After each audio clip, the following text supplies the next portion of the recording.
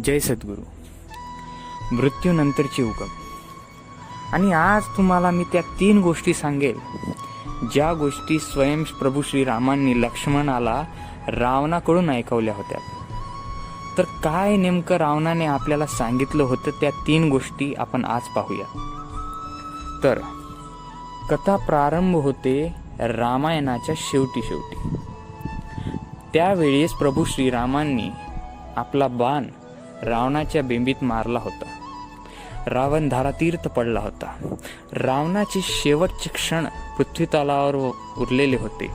आणि त्यावेळेस प्रभू श्रीराम लक्ष्मणाला म्हणतात की पार्था, जा रावणाजवळ आणि त्यांच्याकडून महत्त्वाच्या काही गोष्टी शिकून घे.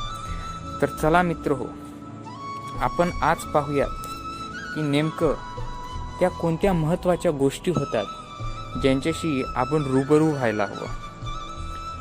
रावणाच्या शेवटच्या क्षणी प्रभू श्रीरामांनी स्वतःच्या भाऊ लक्ष्मणला रावणाजवळ पाठवलं आणि राजनीती आणि संसार या गोष्टींतून त्यांचे अनुभव जाणून घेण्याची आज्ञा दिली आणि ज्ञान प्राप्त करण्यासाठी सांगितलं.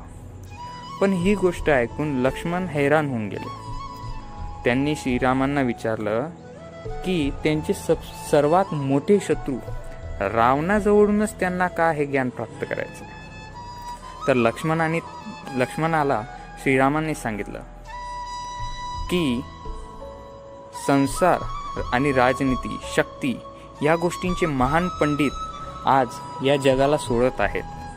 तर त्यांच्या जीवनाची शिक्षा आपण नक्की घ्यायला हवी. आणि लक्ष्मणाची इच्छा नसतानाही लक्ष्मण रावणाच्या डोक्याजवळ जाऊन उभे राहिले. पण रावण काहीच बोलले नाही.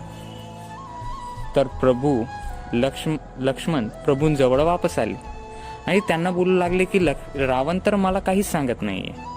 तर प्रभू श्रीराम बोलले की डोक्याजवळ नाही, तुम्ही त्यांच्याकडून काहीतरी ग्रहण करताय म्हटल्यावर तुम्ही त्यांच्या पायाजवळ उभं राहायला हवं.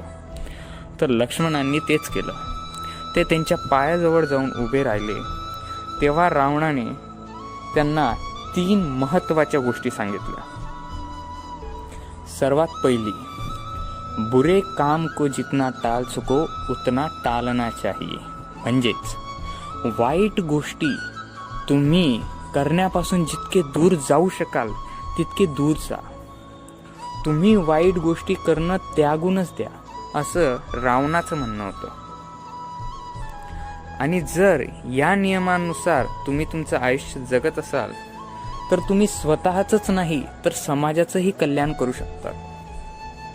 त्याच्यानंतर त्यांनी दुसरी मोठी गोष्ट सांगितली, ती म्हणजे की स्वतःला कधीच कमजोर नका समजू, पण स्वतःच्या शत्रूलाही कधी कमजोर नका समजू. रावणाने स्वतःने ही चूक केली होती. वानरांच्या सेनेला तो छोटीशी सेना समजून बसला आणि 2 धनुर्धर जे वनवासी होते त्यांना सामान्य पुरुष समजून बसला आणि इथंच तो हारला.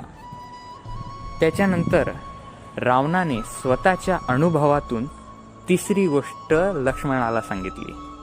ती तिसरी गोष्ट होती की कधीच आपल्या ज्या पलीकडच्या बाजू असतात, म्हणजे ज्याला आपण विकनेस म्हणतो, ज्या आपल्या कमतरतेच्या बाजू असतात त्या कोणाला सांगू नये, अगदी स्वतःच्या जवळच्यांना सुद्धा. कारण कोण तुमच्या सुखात तुमच्या बरोबर असेल आणि दुःखात कोण तुमच्यापासून दूर चाललं जाईल हे सांगता नाही येत. रावणासोबतही तेच झालं होतं. रावणाने विभीषणाला स्वतःच्या राज्यातून बाहेर काढलं. तर विभीषणाने प्रभू श्रीरामांना सांगितलं होतं की रावणाच्या बिंबीतच त्याचं मृत्यूचं गूढ लपलेलं आहे. पण जर रावणाने हे सत्य विभीषणाला सांगितलंच नसतं तर रावणाला त्यांनी मारण्यासाठी अजून कष्ट घ्यावे लागले असते. म्हणूनच रावणाने सांगितलं की स्वतःच्या कमतरतेच्या बाजू कधीच कोणालाही सांगू नका. ह्या 3 महत्त्वाच्या गोष्टी रावणाने आपल्याला सांगितलेल्या आहेत आणि ज्या की खऱ्याही आहेत आणि त्यांना आपण आत्मसात नक्की करायला हवं. पहिली, पापापासून जितकं दूर राहता येईल तितकं दूर राहा. दुसरी, समोरच्याला कधी कमजोर समजू नका. तिसरी, आपल्या पलीकडच्या बाजू कधीच कोणाला सांगू नये.